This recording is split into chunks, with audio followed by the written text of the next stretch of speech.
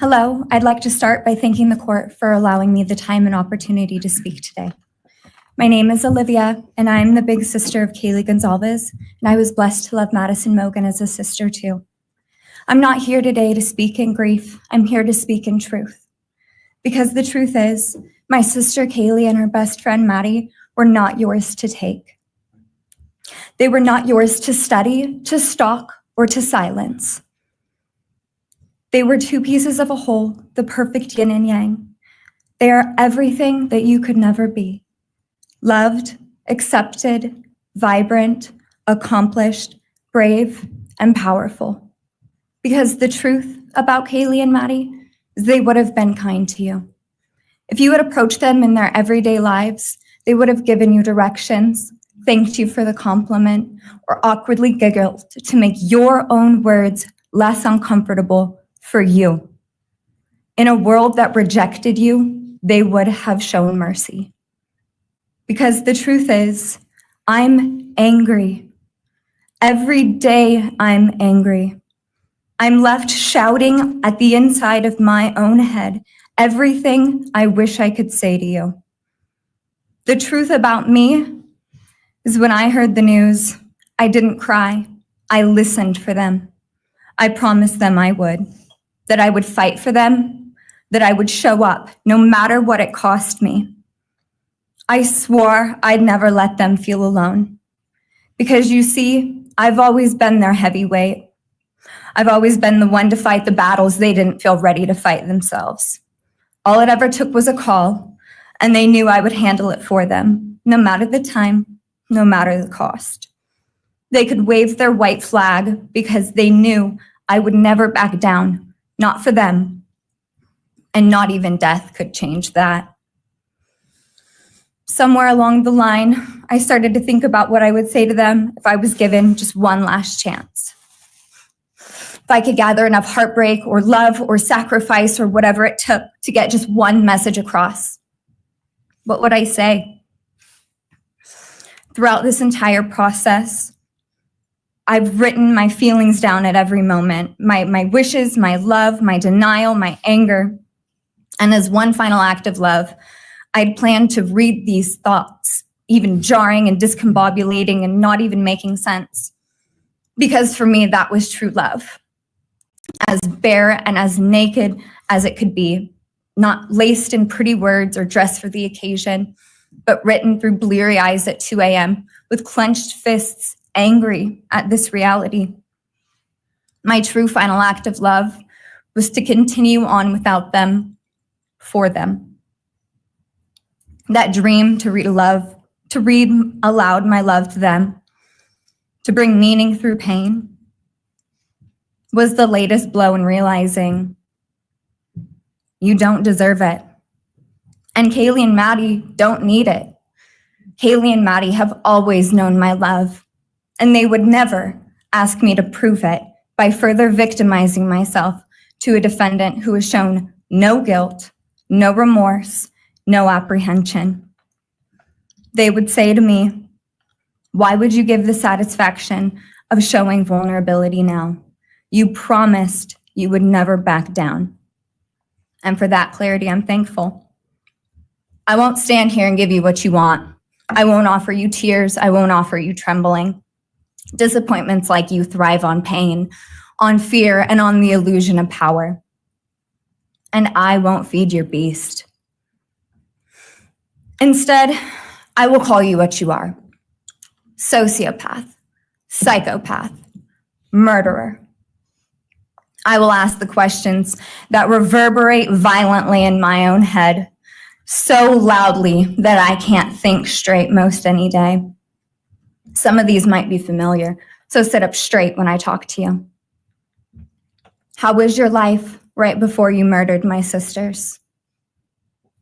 Did you prepare for the crime before leaving your apartment? Please detail what you were thinking and feeling at this time. Why did you choose my sisters? Before making your move, did you approach my sisters? Detail what you were thinking and feeling. Before leaving their home, is there anything else you did?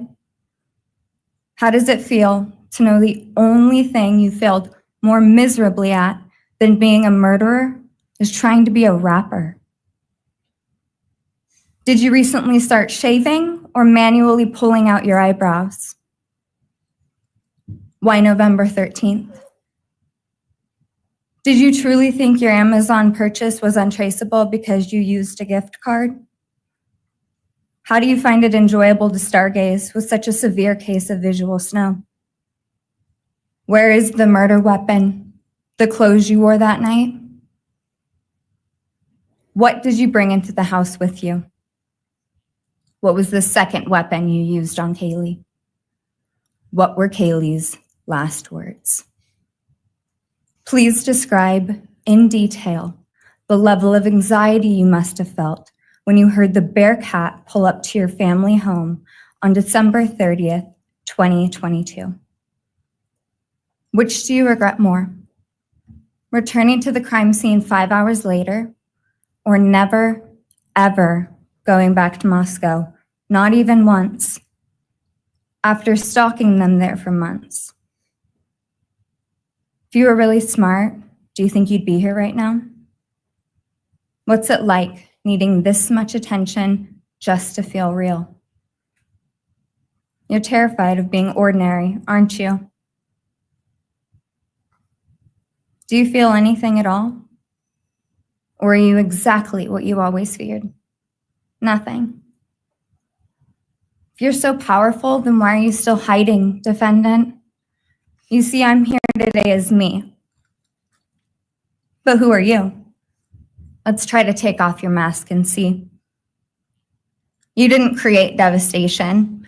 You revealed it in yourself. And that darkness you carry, that emptiness, you'll sit with it long after this is over. That is your sentence. And it was written on the wall long before you ever pled guilty. You didn't win. You just exposed yourself as the coward you are. You're a delusional, pathetic, hypochondriac loser who thought you were so much smarter than everybody else. Constantly scolding, turning your nose up to grammar mistakes, nitpicking and criticizing others. You wanted so badly to be different, to be special, to be better, to be deep, to be mysterious. You found yourself thinking you were better than everyone else, and you thought you could figure out the human psyche and see through it, all while tweaked out on heroin. Lurking in the shadows made you feel powerful because no one ever paid you any attention in the light. You thought you were exceptional, all because of a grade on a paper. You thought you were elite because your online IQ test from 2010 told you so. All of that effort just to seem important. It's desperate. There is a name for your condition, though. Your inflated ego just didn't allow you to see it. Wannabe. You act like no one could ever understand your mind, but the truth is you're basic. You're a textbook case of insecurity disguised as control. Your patterns are predictable. Your motives are shallow. You are not profound. You're pathetic. You aren't special or deep, not mysterious or exceptional. Don't ever get it twisted again. No one is scared of you today. No one is intimidated by you. No one is impressed by you. No one thinks that you are important. You orchestrated this like you thought you were God. Now look at you, begging a courtroom for scraps. You spent months preparing, and still all it took was my sister in a sheath. You work so hard to seem dangerous, but real control doesn't have to prove itself. The truth is, the scariest part about you is how painfully average you turned out to be. The truth is, you're as dumb as they come. Stupid, clumsy, slow, sloppy, weak, dirty. Ooh. Let me be very clear.